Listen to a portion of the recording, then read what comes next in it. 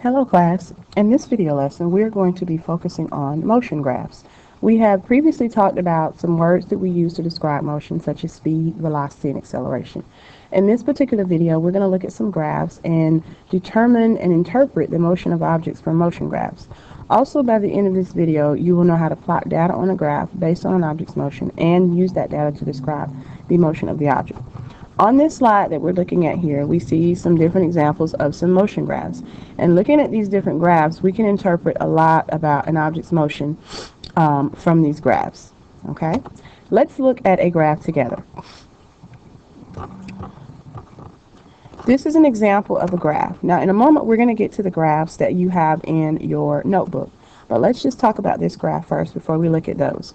This is a speed versus time graph.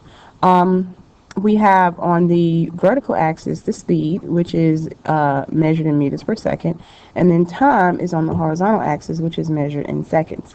Now, looking at this graph, we can tell a lot about how this object is moving. First of all, let's talk about how can you tell when an object's speed is increasing.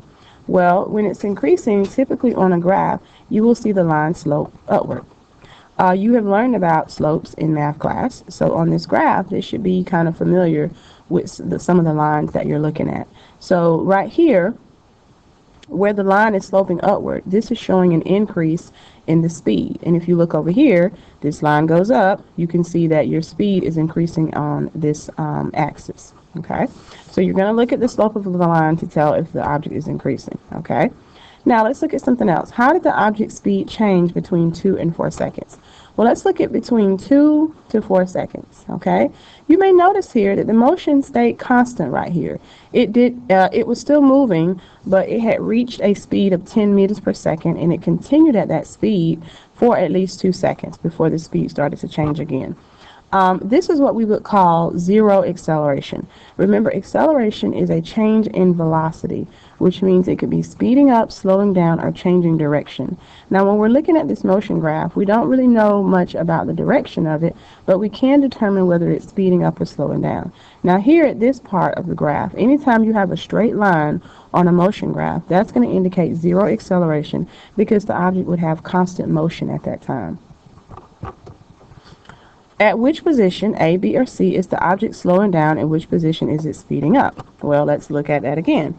We have already talked about that this would show if an object speed is increasing, we're going to see the line slope upward. So this section of the graph, A, is what we would call positive acceleration. It is speeding up here. This section of the graph, which is C, would be slowing down because now the speed is starting to decrease. The line would slope downward, and that would be negative acceleration. So positive acceleration at A, negative acceleration at C, and then at B, you have zero acceleration. All right, now let's take a look at the graph that you have in your notes. This is similar to the one you have. It doesn't look exactly like it, but if you look at it, some of the points, it has some of the same points on it. So we're going to use this one to kind of talk about some of the questions here. We're going to work on this one together, and then that second graph you're going to do by yourself and get the teacher to check you off to make sure that you can interpret data from a graph. All right, so let's look at this graph. Now on this graph, it's going to ask us about intervals, okay?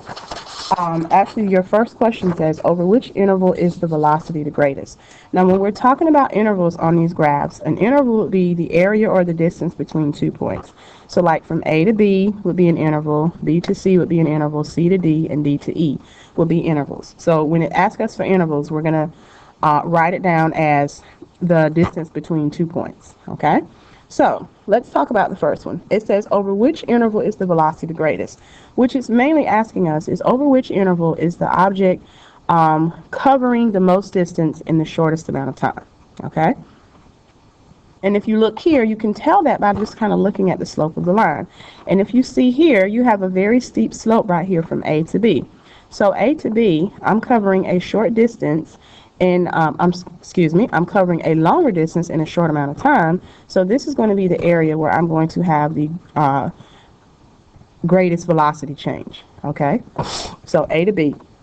So your first question, which is number 5 on your paper, would be interval A to B, okay? Let's look at the next one. It says, over which interval is the velocity 0? Well, remember, if you have a velocity of 0, that just basically means that your object is moving at constant, it has constant motion, okay? Which means that your motion would not be changing if you have 0 velocity. So let's look here on the graph, and what we're looking for is a section of the graph where the line just kind of flattens out, okay? In math, you would say that that line would have a slope of 0. And if you look on your graph, you can see that interval C to D would be an area where you would have 0 velocity, okay? So number 6 would be C to D. All right, moving to the last question, it says, over which interval is the object accelerating? Well, remember, acceleration could be slowing down, speeding up, or changing direction. Now, one thing we cannot determine from this motion graph is a change in direction, but we can determine speeding up and slowing down by seeing what the lines are doing on the graph, okay? So let's find some areas where the lines are sloping upward and some areas where it may be sloping downward. So A to B, of course, would be acceleration. So that's one interval, A to B. The second interval would be B to C, okay? We still have positive acceleration here. We're continuing to increase our speed. So A to B, B to C, and then our other area where we are accelerating would be D to E. That is what we would call negative acceleration because now we're starting to slow down, okay? So what I want you to do now that we've gone over some graphs together and you kind of know what some of these areas show us on a motion graph, you have a second graph on your handout that I want you to do on your own, and then you're going to get the teacher to check you off to make sure that you know how to interpret this data. This is the second graph that you should be looking at, and you're going to use this graph to answer those 3 questions, which are 7, 8, and 9 on your paper. Please make sure you make reference back to what we've already talked about. Make sure we understand where the areas are where you have positive acceleration, if you have negative acceleration, or if you have 0 acceleration on a motion graph, okay?